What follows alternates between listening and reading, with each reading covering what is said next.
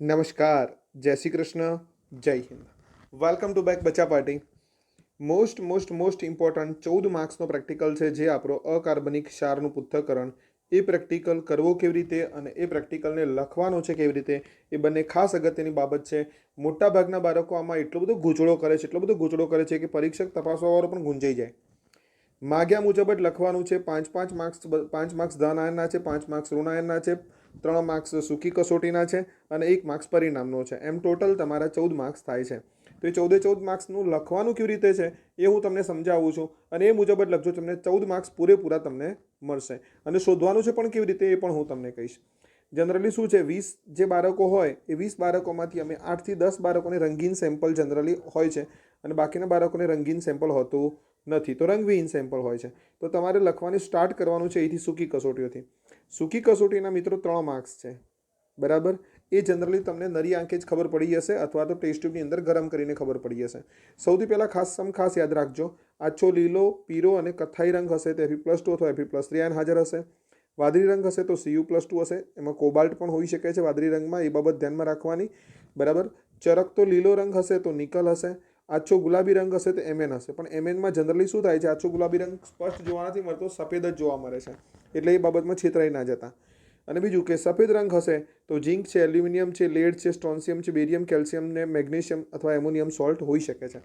હવે તમારે આમાંથી લખવાનું છે શું, તો જુઓ ધ્યાનથી. જો સફેદ રંગ હોય ને તો તમારે પહેલી બાબત લખવાની છે, આ પછીની બાબતો લખવાની નથી, એ ચિંતા કરતા નહીં. અને જો કોઈ સ્પેસિફિક રંગવિહીન પદાર્થ છે, સમજો ધ્યાનથી, કોઈ રંગીન પદાર્થ છે સ્પેસિફિક, માનો કે ચરકતો લીલો પદાર્થ છે, તો પછી એ વખતે માત્ર 4 નંબર જ લખવાનું, 1 2 3 5 6 લખવાની જરૂર નથી, બરાબર. એ વખતે તમારે સીધું લખી દેવાનું, રંગ અવલોકનની અંદર લખવાનું ચરકતો લીલો, માટે નિકલ+2 આયન હાજર હોઈ શકે. તરત જ તમારે બીજા મુદ્દા પર જતા રહેવાનું. આ પીડીએફની કોપી તમે પરીક્ષામાં બેફિકર લઈ જઈ શકો છો, કોઈ ચિંતાનો વિષય નથી. અને ટેલિગ્રામ ચેનલ પર જે લિંક આપેલી છે ડિસ્ક્રિપ્શનમાં, એમાં હું મૂકી દઈશ, તમે એની પ્રિન્ટ આઉટ કઢાઈને લઈ જજો, ચિંતા ના કરતા. નંબર 2 વાસ છે, બરાબર. ધ્યાન આપજો, વાસ તમારે લખવાની છે કે કેવા પ્રકારની વાસ ધરાવે છે. હવે વાસમાં કેવું છે, જનરલી તમને ખાટી અથવા સરકો જેવી વાસ ત્યારે આવશે જ્યારે CS3 COO- એટલે કે એસિટેટ આયન હશે. અને એમોનિયા કન્ટેન્ટ પદાર્થ હશે, એમોનિયા જેવી નાકને ઝાટકો આપે તેવી સ્મેલ આવશે.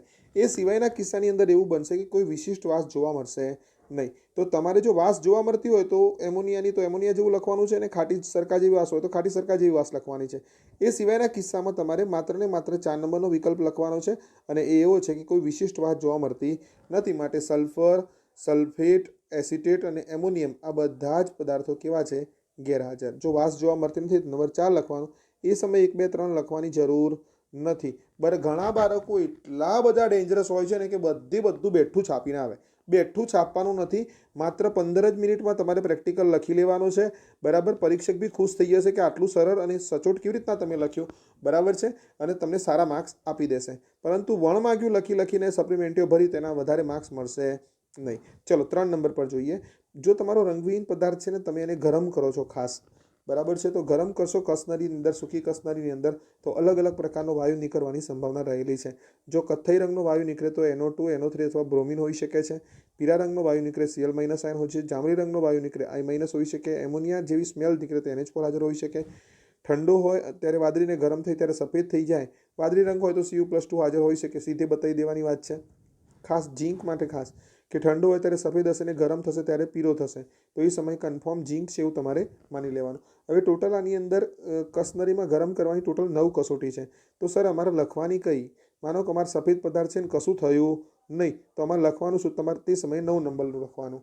પછી જે તે તમને ખબર પડી હશે, થોડોક લીલો પદાર્થ હોય, વાદળી પદાર્થ હોય, સફેદ રંગનો પદાર્થ હોય, પીળો થાય, ગુલાબી હોય, અને ગરમ કરો ત્યારે વાદળી થાય, તો આ રીતના જે આયનો આ રીતના આપેલા હોય તો તમારે લખવાના છે. બાકી આમાંથી કંઈ લખવાની જરૂર નથી. કોઈ ફેરફાર ના થતો હોય સીધો 9 નંબર લખી દેવાનું. નંબર 9 લખતાની અંદર, બરાબર, આ તો તમને સમજવા માટે પીડીએફમાં લખેલું છે.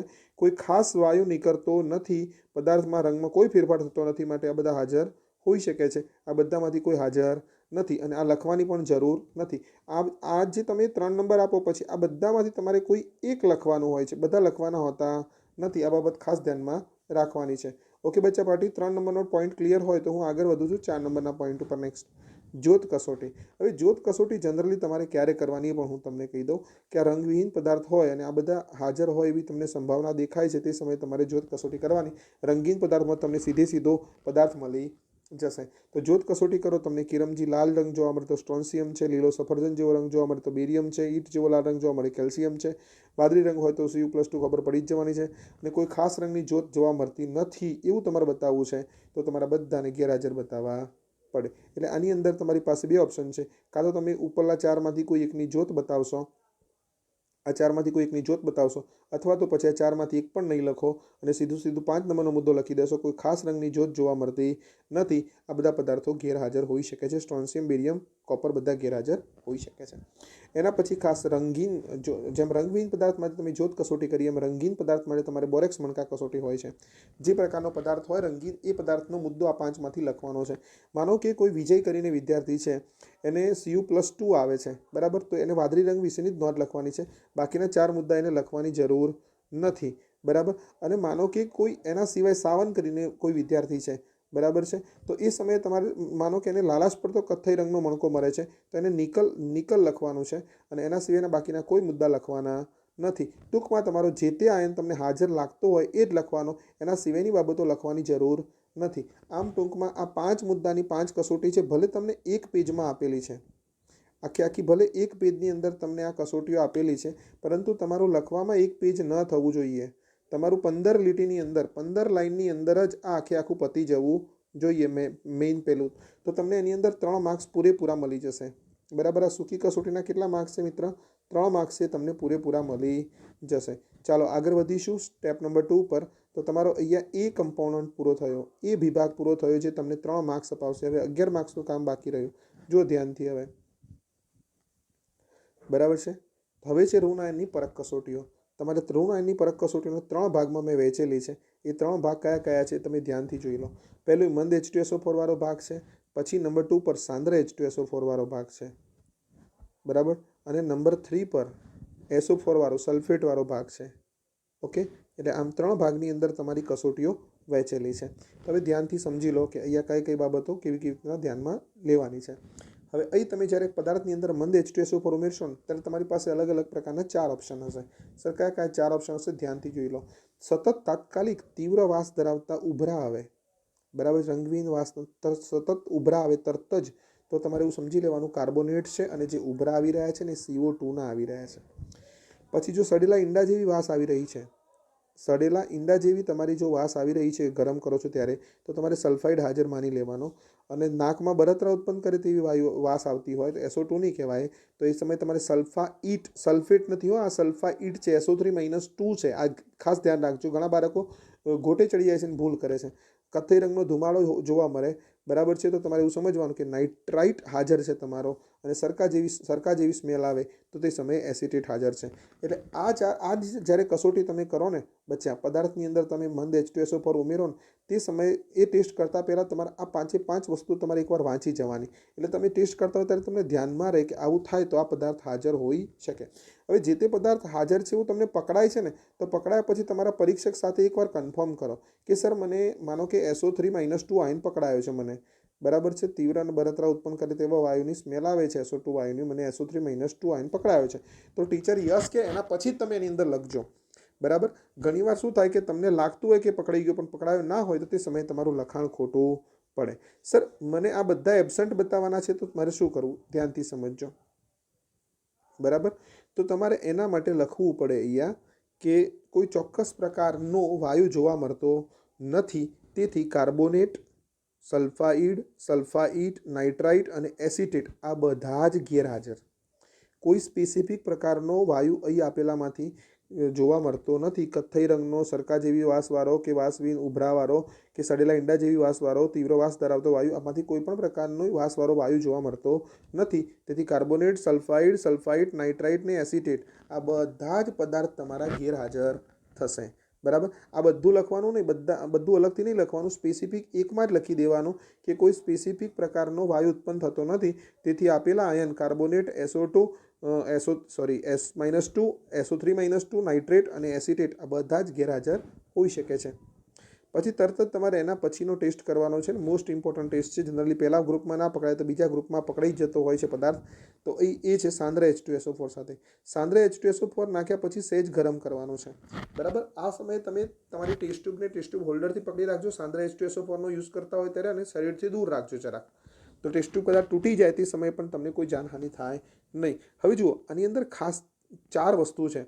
4 વસ્તુમાં પહેલાં તીવ્ર વાસવાળો વાયુ ઉત્પન્ન થાય. ત્યાં પણ ઉત્પન્ન થતો તો અહીં પણ ઉત્પન્ન થાય. તો અહીં તમારે કેવી રીતના એને ખાસ ધ્યાનમાં રાખવાનું છે. તો એમોનિયમ હાઇડ્રોક્સાઇડના દ્રાવણવાળું ડુબાડેલો સળિયો જે છે ને એની ઉપર રાખશો ને તો સફેદ રંગના ધુમાડા થશે. એના આધાર ઉપર તમને Cl- પકડાશે. જો લાલાશ પડતો કથ્થઈ રંગનો તીવ્ર વાસ ધરાવતો વાયુ આવે તો બ્રોમાઇડ છે. જાંબલી રંગનો વાયુ આવે તો આયોડાઇડ છે. અને કથ્થઈ રંગનો ધુમાડો આવે, બરાબર છે, અને પછી દ્રાવણ વાદળી રંગનું બને તો તે સમયે નાઇટ્રેટ છે. આમ 4 અલગ અલગ આયનો તમને આપેલા છે. અને ઓક્ઝલેટ પણ છે કે રંગવિહીન વાસવિહીન વાયુ ઉત્પન્ન થાય અને જે ચૂનાનું નીતરું પાણી છે એને દૂધિયું બનાવે તો CO2 વાયુના કારણે ઓક્ઝલેટ આયન હાજર હોઈ શકે છે. તો આમ તમને બીજા ટેસ્ટમાં બીજા 5 આયનો મળી જાય. બરાબર. પહેલા ટેસ્ટમાં 4 મળ્યા હતા, બીજા ટેસ્ટમાં 5 મળી ગયા, 9 આયનો થઈ ગયા. હવે માત્ર 1 આયન બાકી રહ્યું જેને આપણે કહીએ છીએ સલ્ફેટ. તો હવે ધ્યાનથી સમજો. આમાં સર કોઈ એક હાજર આવ્યું ને બાકી બધા ગેરહાજર છે તો એ સમયે લખવાનું શું? તો ધ્યાનથી સમજો. પહેલાં તમારે જે હાજર છે ને એની ડિટેલ લખી દેવાની. માનો કે ક્લોરીન હાજર છે, બરાબર છે, ક્લોરીન હાજર છે. માનો કે યુવરાજ કરીને એક વિદ્યાર્થી છે અને ક્લોરીન હાજર છે. ઓકે. બાકી બધા પદાર્થ ગેરહાજર છે. પહેલાં ક્લોરીન હાજર છે બતાવી દેવાનું. તરત જ આ જ ટેસ્ટની અંદર બીજી લાઇનમાં લખવાનું લાલાશ પડતો વાયુ, જાંબલી રંગનો વાયુ કે કથ્થઈ રંગનો વાયુ ઉત્પન્ન થતો નથી, તેથી બ્રોમાઇડ, પછી એની સામે બ્રોમાઇડ, આયોડાઇડ અને નાઇટ્રેટ ગેરહાજર. બરાબર. પછી રંગવિહીન વાસવાળો વાયુ ઉત્પન્ન થતો નથી માટે ઓક્ઝલેટ ગેરહાજર. એ ખાનું તમારે શણગારવાનું છે ખાસ. પછી અહીંયા તો એ હાજર થઈ ગયો તો પછી સલ્ફેટ હાજર રહેવાનો નથી. માનો કે ઉપરવાળા બધા ગેરહાજર રહ્યા તો પદાર્થ વત્તા BaCl2 તમારે ઉમેરી દેવાનો. સફેદ રંગના અવક્ષેપ મળી જાય, સલ્ફેટ હાજર થઈ જાય. તો સલ્ફેટ હાજર હોય તો પછી આ પ્રમાણે સીધું હાજરનું તમારે બતાવવાનું રહેશે. ખાસ ફોસ્ફેટ તમને આપતા નથી 99%, એટલે અહીંયા તમારે ગેરહાજર જ લખી દેવાનું. આછા પીળા રંગના અવક્ષેપ મળતા નથી એવું બતાવી દેવાનું. That's all. આટલું તમે પૂર્ણ કરી દો એટલે તમને 3 માર્ક્સ બીજા મળી જાય. જો બચ્ચા, ધીમે ધીમે તમારા માર્ક્સની એન્ટ્રી પડી રહી છે. પહેલા 3 માર્ક્સ જોયા હતા, હવે આ બીજા 3 માર્ક્સ જોઈ લીધા. ઓકે, ચલો. આ રીતના લખવાનો છે એ તમારે ખાસ ધ્યાનમાં રાખવાનું છે. હવે સર કોઈ પણ એક ઋણ આયન પકડાઈ ગયો તો હવે ઋણ આયન પકડાયા પછીની what is the next method? તો ઋણ આયન પકડાયા પછી ઋણ આયનની નિર્ણાયક કસોટી તમારે લખવાની છે અને એના 2 માર્ક્સ છે. હવે અહીં તમને અલગ અલગ નિર્ણાયક કસોટી આપી દીધી છે. કાર્બોનેટની આપેલી છે નિર્ણાયક, અહીં લખેલી છે, એમને જ બેઠી લખી દેવાની. સલ્ફાઇડની આપેલી છે, સલ્ફાઇટની આપેલી છે, NO2-1ની આપેલી છે, NO3-1 છે, એસિટેટ આયન છે, ક્લોરાઇડ છે, બ્રોમાઇડ છે. આ બધાની જ તમને કન્ફર્મેટિવ ટેસ્ટ આપેલી છે, નિર્ણાયક કસોટી આપેલી છે. નિર્ણાયક કસોટી હા ખાસ ધ્યાનમાં રાખવાનું કે જે તમારે હાજર છે ને એની જ લખવાની છે, ગેરહાજર લખવાની નથી. માનો કે કોઈ એક વિદ્યાર્થી છે અને ઓક્ઝલેટ આયન હાજર છે તો આ 10માંથી માત્ર ઓક્ઝલેટની જ કસોટીઓ લખવાની, બાકીના 9ની લખવાની જરૂર નથી. એટલે ખોટી મહેનત કરીને ટાઈમ અને તમારી સપ્લિમેન્ટરી બગાડતા નહીં. બરાબર. આ પણ તમારું લગભગ 5 લાઇનની અંદર તમારી નિર્ણાયક કસોટી લખાઈ જાય. બરાબર. એટલે એક પેજની અંદર તમારું લગભગ ઋણ આયનનું કામ ઓલમોસ્ટ પૂરું થઈ જાય. હવે ધન આયનની વાત કરીએ કે ધન આયનમાં કેવી રીતે કામ થાય છે. તો ધન આયનનું સૌથી પહેલાં 3 માર્ક્સ છે ને એ સમૂહ શોધવાના છે. શું શોધવાના છે? સમૂહ. અને સમૂહ છે ને એના માટે આપણે ભીની કસોટી કરવી પડશે. એટલે તમારું ધન આયન સુધીનું કામ, ઋણ આયન સુધીનું કામ પૂરું થઈ ગયું. હવે ભીની કસોટીની વાત કરીએ તો શું થશે ધ્યાનથી સમજજો. બરાબર. તો સૌથી પહેલાં ધન આયનની પરખ કસોટી અંદર ભીની કસોટીની અંદર તમારે શું કરવાનું છે? તો તમારું મૂળ દ્રાવણ જે હોય ને એ મૂળ દ્રાવણની અંદર NaOH ઉમેરી અને તમે ગરમ કરો ને એમોનિયા જેવી વાસ આવે તો NH4 હાજર છે અને NH4 આપણે શૂન્ય સમૂહમાં લઈએ છીએ અને કોઈ સમૂહમાં ગણતા નથી. જો આવું થતું નથી ને તો તરત જ તમારે પદાર્થ વત્તા મંદ HCl ઉમેરવાનું છે. સફેદ અવક્ષેપ આવે તો સમૂહ 1 હાજર, જેમાં Pb+2 હશે. બટ જનરલી મેં ધ્યાનથી જોયું છે ત્યાં સુધી છેલ્લા 3 વર્ષથી lead+2 આપતા નથી. હવે તમે ધ્યાનથી સમજજો. આ બંને સમૂહ તમારા ગેરહાજર આવે છે તો તે સમયે તમારે લખવાનું છે. હા, તો અહીંયા લખવાનું છે, યાદ રાખો. ફરીથી બોલું, બી એલર્ટ, ધ્યાન આપો. અહીંયા ધન આયનની પરખ કસોટીઓમાં જેટલા સમૂહ ગેરહાજર આવે એ બધા લખવાના છે. 1 2 3 4 5 6 7 બધું જ લખવાનું છે. આ આખું પેજ જે છે ને 7 સુધી લખવાના છે. જે હાજર આવે એને હાજર બતાવવાનું છે ને જે ગેરહાજર આવે એને ગેરહાજર બતાવવાનું છે. માનો કે પહેલો સમૂહ તમારો ગેરહાજર થયો તો તમારે એમોનિયાની વાસ આવતી નથી, શૂન્ય સમૂહ ગેરહાજર, એમોનિયમ ગેરહાજર એવું લખવાનું. પછી સફેદ અવક્ષય ઉત્પન્ન થતા નથી, સમૂહ 1 ગેરહાજર. પછી HCl વત્તા H2S સાથે કાળા અથવા પીળા રંગના અવક્ષેપ મરતા હોય તો મરે છે, સમૂહ 2 હાજર. નથી મરતા તો પછી અવક્ષેપ મરતા નથી, સમૂહ 2 ગેરહાજર. એના પછી નંબર 3 કે NH4Cl અને NH4OH ઉમેરવાનો પદાર્થ મૂળ દ્રાવણની અંદર કથ્થર રંગના અવક્ષેપ મરે તો સમૂહ 3 હાજર. પણ અહીં તમને એલ્યુમિનિયમ સફેદ રંગનો હશે, Fe તો તમને પકડાઈ જ જશે, એટલે કોઈ ચિંતાનો વિષય નથી. અહીંયા તમને Mn, નિકલ અને કોબાલ્ટ પકડાઈ જશે, ઝીંક તમારો રંગવિહીન હશે, એટલે સમૂહ 4માં પણ કોઈ ચિંતાનો વિષય નથી. ફક્ત ફરક એટલો છે NH4Cl, NH4OH, પછી અહીંયા H2S વધારાનો તમારે સમૂહ 4ની અંદર ઉમેરવાનો છે. સમૂહ 5ની અંદર વાત કરીએ તો સમૂહ 5ની અંદર NH4Cl, NH4OH અને ઘન એમોનિયમ કાર્બોનેટ NH4 2 CO3 સફેદ અવક્ષેપ મળે તમને તો સમૂહ 5 હાજર, બરાબર. અને ન મળે તો પછી સીધો સમૂહ 6 જ હાજર હોય, એમાં કોઈ પૂછવાની વાત આવતી નથી. હવે ધ્યાનથી સમજો તમે કે સર અહીંયા સાત મુદ્દા છે, 7 મુદ્દા લખવાના, આમાંથી કોઈ એક સમૂહ તમારો હાજર આવશે, કોઈ એક સમૂહ માત્ર હાજર હશે, બાકી બધા સમૂહ તમારે ગેરહાજર બતાવવાના છે. અને આ આખા ઈ જે કોષ્ટક છે ને બચ્ચા, આ ઈ જે કોષ્ટક છે ને એનો તમે PDF કઢાવો ને તો PDF કઢાવ્યા પછી ફરી એકવાર વિડીયો જોઈ લેજો, અને પછી અહીંયા જે હું માર્ક્સનું વેટેજ લખું છું એ લખી દેજો, અને બાજુમાં લખજો અહીંયા કે આ આખું કોષ્ટક લખવું, બરાબર. હાજર ગેરહાજર બતાવવાને આખું કોષ્ટક લખવું, આવું તમે કૌંસમાં લખી દેજો. હવે તમારું જે કંઈ સમૂહ આવ્યો છે હાજર, એ સમૂહ પર સીધા પહોંચી જવાનું છે. માનો કે કોઈ એક વિદ્યાર્થી છે, બરાબર છે, જેનું નામ છે ટ્વિંકલ, બરાબર છે, વિદ્યાર્થીની જેનું નામ છે ટ્વિંકલ, એને આવ્યો છે સમૂહ 3. તો પછી એને હવે આ F જે સેક્શન આવ્યો એમાં સમૂહ 1 શૂન્ય સમૂહ 1 ગેરહાજર બતાવવાનું? જવાબ છે ના.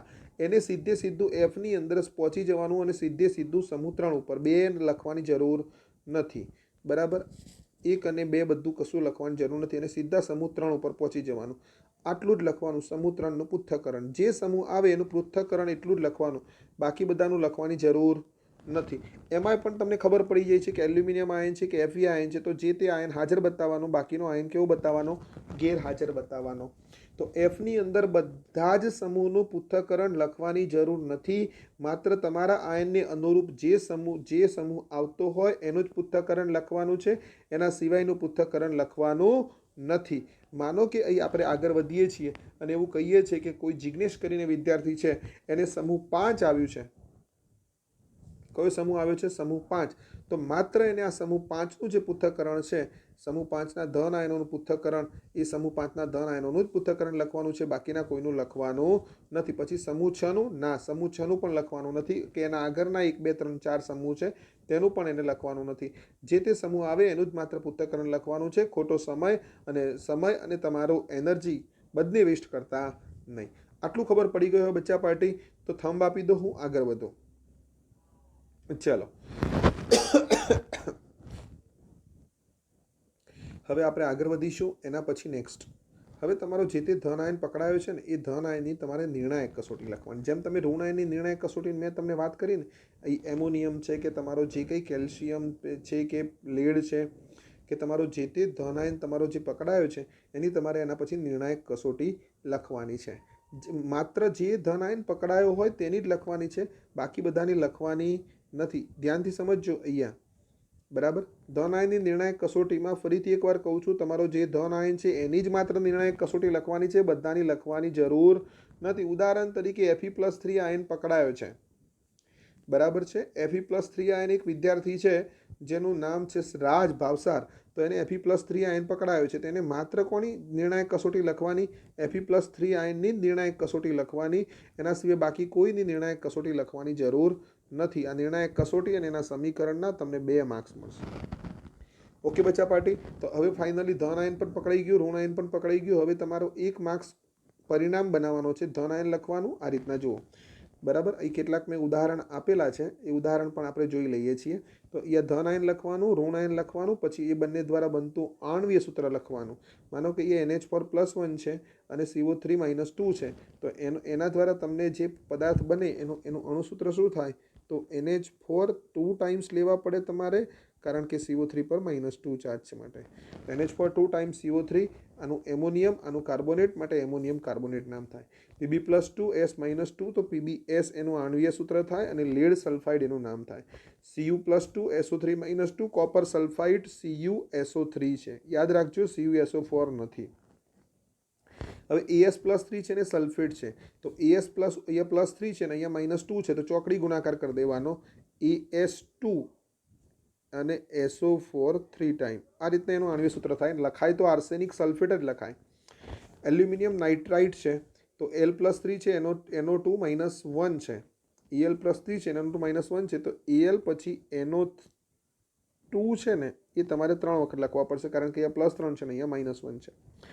એ જ પ્રમાણેના બાકીના તમારે સંયોજનો બનાવવાના છે અને એના નામ શું થાય તમારે મને કોમેન્ટ સેક્શનની અંદર જણાવવાનું છે, આ બાકીના 5 સંયોજનોના. એટલે મને બી ખ્યાલ આવે કે કેટલા બાળકોને ધ્યાનથી પ્રેક્ટિકલ એક્ઝામ આપવી છે ને કેટલા બાળકોને આપણે હેલ્પ કરી રહ્યા છીએ, બાળકો પ્રોપર ડિરેક્શનમાં જઈ રહ્યા છે કે નહીં. આ રીતના તમે પ્રેક્ટિકલ લખશો, તમારા 14 માર્ક્સ પૂરેપૂરા આવશે, મારી ગેરંટી. ચિંતા કરતા નહીં, શાંતિથી પ્રેક્ટિકલ એક્ઝામમાં જજો. બધા જ ટીચર તમને સપોર્ટિવ આવે છે, ભૂતકાળના લોકોની વાત સાંભળતા નહીં. માત્ર એક જ નિયમ રાખવાનો, તમે કહો એ. તમારા જે ટીચર પરીક્ષા લેવા આવે એ પરીક્ષા લેવા આવેલા ટીચર તમને જે કહે એ પ્રમાણે તમારે લખવાનું થશે. Is it clear? મળીશું નેક્સ્ટ લેક્ચરમાં. જય શ્રી કૃષ્ણ, જય હિન્દ. વાંચજો અને સહેજ પણ ટેન્શન વિના પરીક્ષા આપવા જજો. All the best.